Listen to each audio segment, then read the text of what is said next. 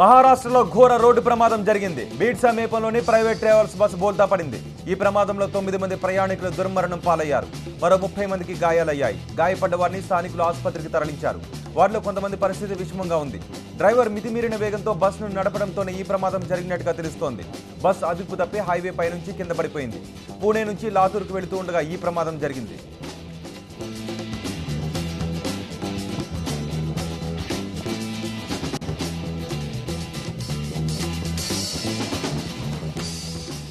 AP ప్రతిపక్ష నేత YS Jagan విదేశీ పర్యటన నుంచి తిరిగి వచ్చారు. కుటుంబంతో కలిసి న్యూజిలాండ్కు పర్యటనకు వెళ్లిన జగన్ అర్ధరాత్రి శంషాబాద్ విమానాశ్రయానికి చేరుకున్నారు. ఈ సందర్భంగా పలువురు ఆయన్ను కలిసేందుకు ఎగబడ్డారు. అనంతరం నేరుగా ఆయన తన నివాసానికి వెళ్లిపోయారు.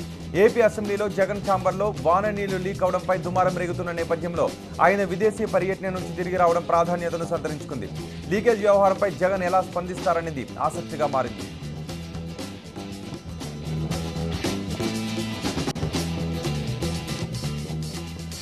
తెలంగాణలో రైతుల నుంచి ధాన్యాన్ని సేకరించేందుకు ఎంత ఖర్చైనా వెనకాడొద్దని అధికారులను ఆదేశించారు ముఖ్యమంత్రి కేసీఆర్.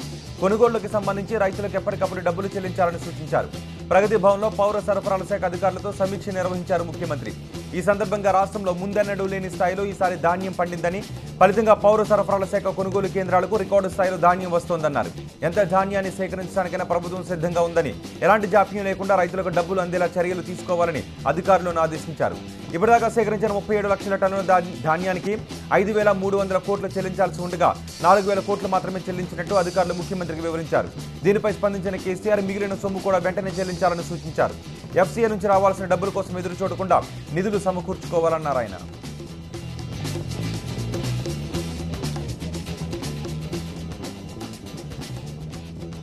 భూ కబ్జా ఆరోపణలు ఎదుర్కొంటున్న దీపక్ రెడ్డికి ఎమ్మెల్సీ సీటు ఎలా ఇచ్చారో అని చంద్రబాబును ప్రశ్నించారు ఏపీసీసీ చీఫ్ రఘువీరా. రాయదుర్గంలో ఏరువాక నిర్వహించినా అక్కడి రైతులకు ఒరిగిందేమీ లేదన్నారు. చంద్రబాబుకు రైతు వ్యతిరేకనే ముద్ర పడిందని ఎన్ని చెప్పినా ఎవరూ నమ్మరని రఘువీరా అన్నారు. దీపక్ రెడ్డి 1000 ఎకరాలు భూ కబ్జాదారు ముందు నుంచి తెలుసు. మళ్ళీ అతనికి ఎమ్మెల్సీ ఎందుకు ఇచ్చినారు? ఇవన్నీ ఏమి లేదు. ముఖ్యమంత్రి ఈరోజు ఎవరైతే అరాచకాలు బాగా చేయగలుగుతారో, డబ్బులతో కాంగ్రెస్ కానీ ఇతర పార్టీలు ఎవరైతే బాగా కొనగలుగుతారో, దుర్మార్గాలు చేయగలుగుతారో, అటువంటి వాళ్ళని పెంచి పోషిస్తున్నాడు. 2019 టార్గెట్ గా జనసేన పార్టీ ముందుకు దూసుకువెళ్తోంది. పార్టీ బలోపేతం, పార్టీ సిద్ధాంతాలను జనాల్లోకి తీసుకువెళ్లేందుకు కార్యకర్తలను ఎంపిక చేస్తుంది ఆ పార్టీ. తూర్పుగోదావరి జిల్లా కాకినాడలో కార్యకర్తలకు పరీక్షలు నిర్వహించింది. అనుభవం కలిగిన యువకులను గుర్తించి వారికి నియోజకవర్గ బాధ్యతలు అప్పగించేందుకు పరీక్షలు ఏర్పాటు చేసింది. స్క్రిప్ట్ రైటర్స్, అనలిస్ట్, స్పీకర్ విభాగాలుగా విభజించి రాత పరీక్షలు పెట్టి వాటిలో ఉత్తీర్ణులైన వారికి శిక్షణ ఇస్తోంది జనసేన.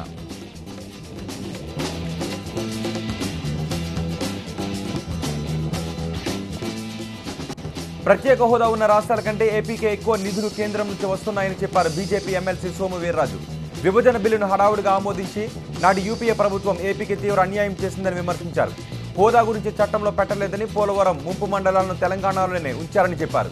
నాటి పొరపాట్లను ఎన్డీఏ ప్రభుత్వమే సరిచేసిందన్నారు.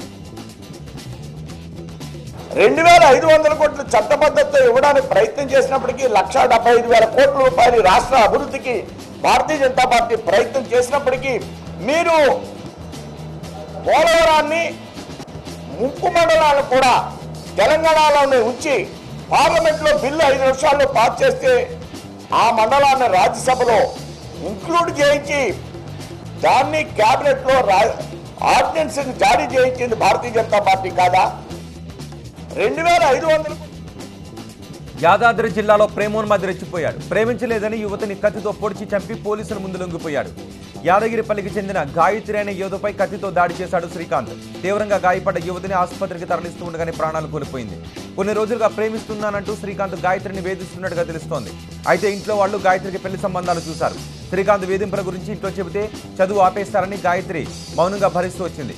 అయినా శ్రీకాంత్ వేధింపులు తగ్గలేదు. దీంతో గాయత్రి తల్లిదండ్రులకు శ్రీకాంత్ గురించి చెప్పింది. ఇప్పటికే చాలాసార్లు గాయత్రి తల్లిదండ్రులు శ్రీకాంత్కు వార్నింగ్ ఇచ్చారు. అయినా శ్రీకాంత్ బుద్ధి మారలేదు.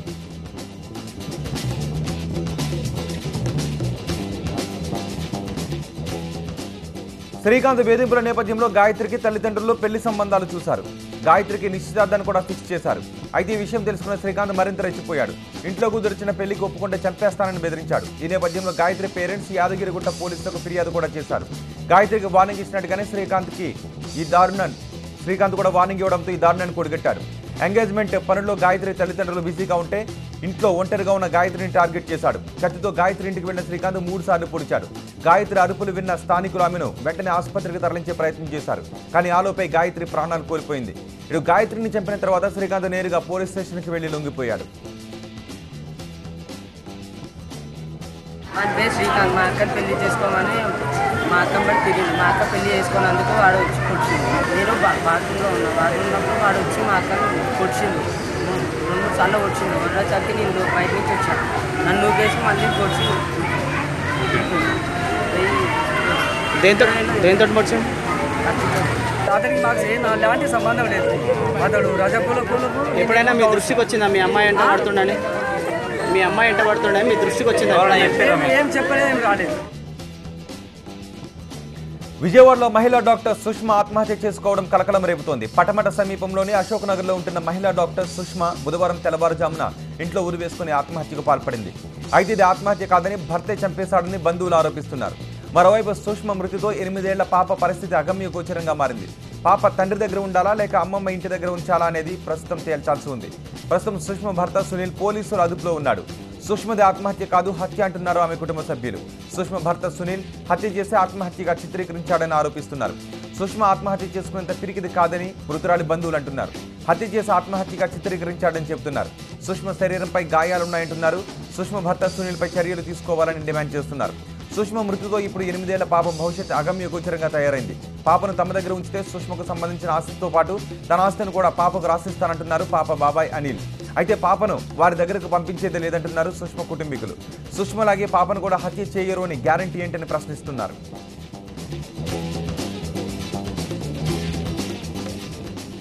అయితే సునీల్ కుటుంబ సభ్యుల వాదన మరోలా ఉంది. సుష్మను సునీల్ హత్య చేయలేదని, ఆమె ఆత్మహత్య చేసుకుందని చెబుతున్నారు. సుష్మా మరణానికి సునీల్కు ఎటువంటి సంబంధం లేదంటున్నారు సునీల్ కుటుంబ సభ్యులు. ఇప్పుడు మా చెల్లెల పేరు మీద ఉన్న ఏవేవైతే ఉన్నాయో అవి ఆబ్వియస్లీ మా జూయితాకు వస్తాయి. మీరు మీ తరఫు నుంచి ఏమైనా ఇవ్వగలరా అంటే వాళ్ళు మేము ఇవ్వలేమని చెప్పేసి వెనుతిరగడం అయింది. దాంతోపాటు ఇప్పుడు చూస్తున్న సిచ్యువేషన్ని బట్టి అయితే మాకు 100% మాకు సెక్యూరిటీ కావాలండి. మేము పాపను ఎలా సెక్యూర్ చేస్తారు, పాపకు ఏదన్నా ఇవ్వండి డ్యామేజ్ చేసిన దానికంటే మేము ఇవ్వలేము అని చెప్పి లేచి వెళ్ళిపోయారు. సో కాబట్టి ఇప్పుడే అలా ఉండేవాళ్ళు పాప మైనర్ అయిపోయిన తర్వాత మేజర్ తర్వాత వాళ్ళు ఏం సెక్యూర్ చేస్తారు? ఈ బిడ్డకే చేయలేటటువంటి పాప చిన్న బిడ్డ పెద్ద. కర్నూలులో విధులు నిర్వహిస్తున్న హోంగార్డుపై దాడి చేసి చితకబాదిన 2 కానిస్టేబుళ్లపై సస్పెన్షన్ వేడిపడింది. డ్యూటీలో ఉన్న హోంగార్డుపై పిడిగుద్దులు కురిపించిన 2 కానిస్టేబుల్ వ్యవహారం కలకలం రేపింది. కర్నూలులోని రాజ్విహార్ సర్కిల్లో ఈ దారుణ ఘటన జరిగింది. ట్రాఫిక్లో విధులు నిర్వహిస్తున్న హోంగార్డుపై స్పెషల్ పార్టీ కానిస్టేబుల్ దాడి చేయడం డిపార్ట్మెంట్లో చర్చనీయాంశంగా మారింది. కర్నూలులోని రాజ్విహార్ సర్కిల్లో రెడ్ సిగ్నల్ పడినా ముందుకు వెళ్లలేదు స్పెషల్ పార్టీ కానిస్టేబుల్ మనోజ్, అతని తమ్ముడు మణికుమార్. దీంతో అక్కడే విధులు నిర్వహిస్తున్న హోంగార్డు హుస్సేన్ వారిని అడ్డుకున్నాడు.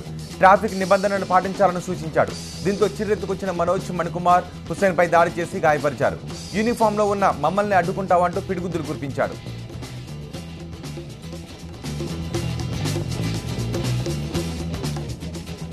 స్పెషల్ పార్టీ కానిస్టేబుల్ దాడిలో గాయపడ్డ హోంగార్డు హుస్సేన్ కు తోటి ట్రాఫిక్ కానిస్టేబుల్ మద్దతుగా నిలిచారు. దీంతో ఈ కేసును పోలీసు ఉన్నతాధికారులు సీరియస్ గా తీసుకున్నారు. దాడికి సంబంధించిన దృశ్యాలు వాట్సాప్ లో వైరల్ గా మారాయి. ఈ దాడిలో హోంగార్డ్స్ అసోసియేషన్ నేతలు కర్నూలులోని 2వ పట్టణ పోలీస్ స్టేషన్ లో ఫిర్యాదు చేశారు. అటు ట్రాఫిక్ పోలీసులు కూడా ఈ ఘటనపై ఆగ్రహాన్ని వ్యక్తం చేశారు. హోంగార్డ్ హుస్సేన్ పై దాడికి పాల్పడిన కానిస్టేబుల్ మనోజ్ కుమార్, మణికుమార్లను సస్పెండ్ చేసినట్టు కర్నూలు జిల్లా ఎస్పీ రవికృష్ణ చెప్పారు. పోలీస్ శాఖలో క్రమశిక్షణ ఉల్లంఘించిన ఎవరిపైనైనా శాఖాపరమైన చర్యలు తప్పవన్నారు ఆయన.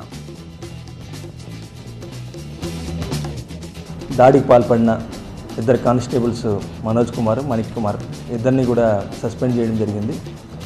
అదేవిధంగా దీంట్లో కానిస్టేబుల్ గత చరిత్ర, అతని ముందు కూడా కేసుల్లో ఉన్నాడు. అతని మీద పూర్తి స్థాయిలో విచారణ చేయమని డిఎస్పీ కర్నూలుకి ఆదేశాలు జారీ చేశాం. పూర్తి స్థాయిలో విచారణ తర్వాత ఇంకా కఠినమైన శాఖాపరంగా చర్యలు తీసుకోవడానికి కూడా.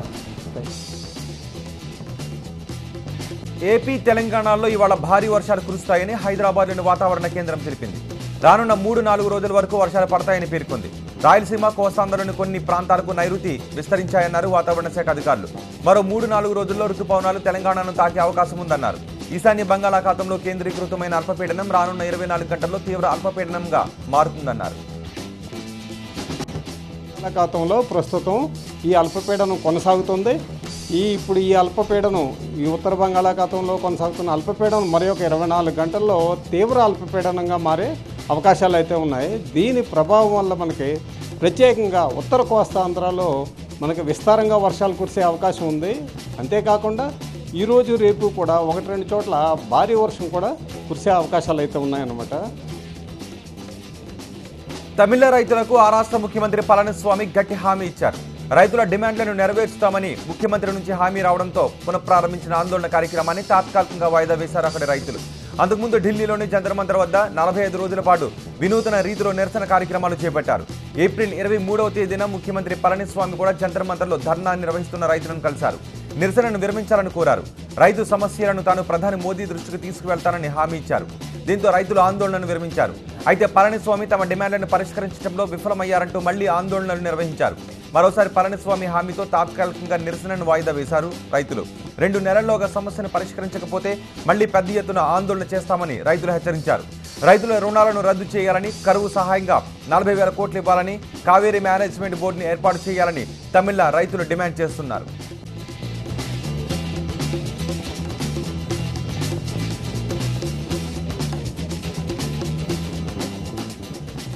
భారత్ పాకిస్తాన్ సరిహద్దులో ఉగ్రవాదుల చొరబాట్లకు కళ్లెం వేస్తున్నారు భారత సైనికులు. దేశంలో అలజడి సృష్టించేందుకు ముష్కరులు వేస్తున్న ప్రయత్నాలను సమర్థవంతంగా తిప్పికొడుతున్నారు. ఎన్నిసార్లు చావు దెబ్బతిన్నా పాక్ వైఖరిలో మాత్రం మార్పు రావడం లేదు. దేశ సరిహద్దులు గుండా తీవ్రవాదులను భారత్లోకి పంపించేందుకు పాక్ ప్రయత్నిస్తూనే ఉంది. తాజాగా మరోసారి భద్రతా బలగాలు ఉగ్రవాదులను మట్టుబెట్టాయి. ఈ 5 రోజుల వ్యవధిలోని 13 మంది చొరబాటుదారులను సైన్యం మట్టుబెట్టింది. ఉగ్రవాదుల కోసం గాలింపు చర్యలు చేపట్టింది.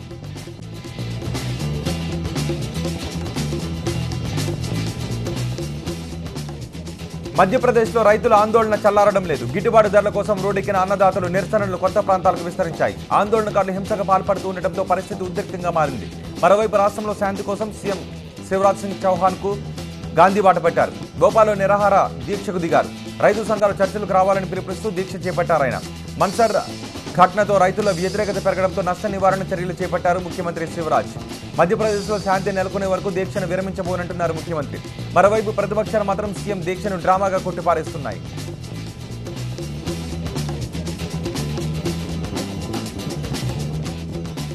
మన్సర్లో రైతులపై పోలీసు కాల్పులకు వ్యతిరేకంగా కాంగ్రెస్ పార్టీ ఆందోళనకు దిగింది. భోపాల్లో కాంగ్రెస్ కార్యకర్తలు భారీ ర్యాలీ తీశారు. అయితే ర్యాలీని పోలీసులు అడ్డుకునేందుకు ప్రయత్నించడంతో బీజేపీ ప్రభుత్వానికి వ్యతిరేకంగా నినాదాలు చేశారు. దీంతో పరిస్థితి ఉద్రిక్తంగా మారడంతో పోలీసులు కాంగ్రెస్ కార్యకర్తలను అరెస్ట్ చేశారు. ఈ ఘటనలో కాంగ్రెస్ కార్యకర్తలకు స్వల్ప గాయాలయ్యాయి.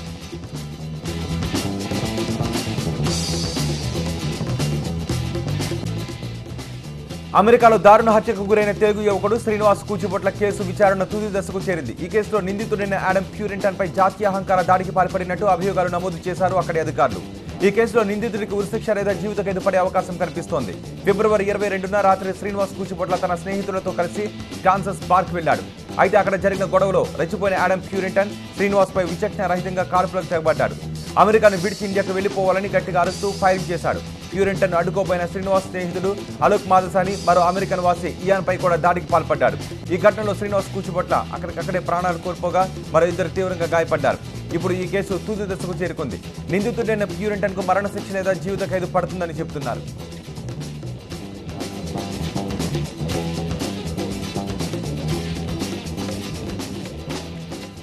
ఏటీఎంలో దొంగతనం చేసేందుకు దొంగ విశ్వ ప్రయత్నం చేసి ఘోరంగా విఫలమయ్యాడు. అది కూడా మామూలుగా కాదు, ఏకంగా జేసీబీని తీసుకొచ్చి మరి దాన్ని ధ్వంసం చేసేందుకు కష్టపడ్డాడు. అయినా మనోడికి ఏం ప్రయోజనం లేకుండా పోయింది. చెమటలు కక్కేలా జేసీబీ సాయంతో ఏటీఎంను ధ్వంసం చేసినా అందులో 10 రూపాయలు కూడా దొరకలేదు. దాంతో నిరాశతో వెనుదిరిగాడు ఈ దొంగ. అమెరికాలో మేరీల్యాండ్లో జరిగిన ఈ ఘటన ప్రస్తుతం సామాజిక మాధ్యమాలలో తెగ హల్చల్ చేస్తోంది.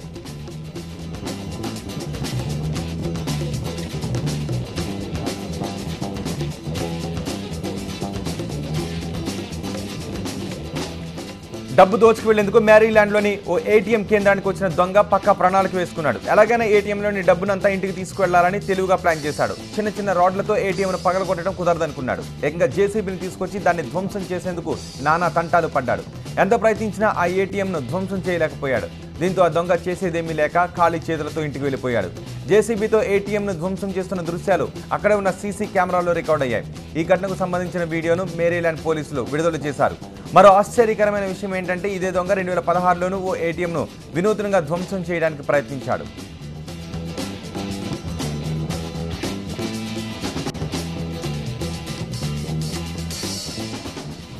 అమెరికా అధ్యక్షుడు డొనాల్డ్ ట్రంప్, FBI మాజీ డైరెక్టర్ జేమ్స్ కోమీల మధ్య వారు ముదురుతోంది.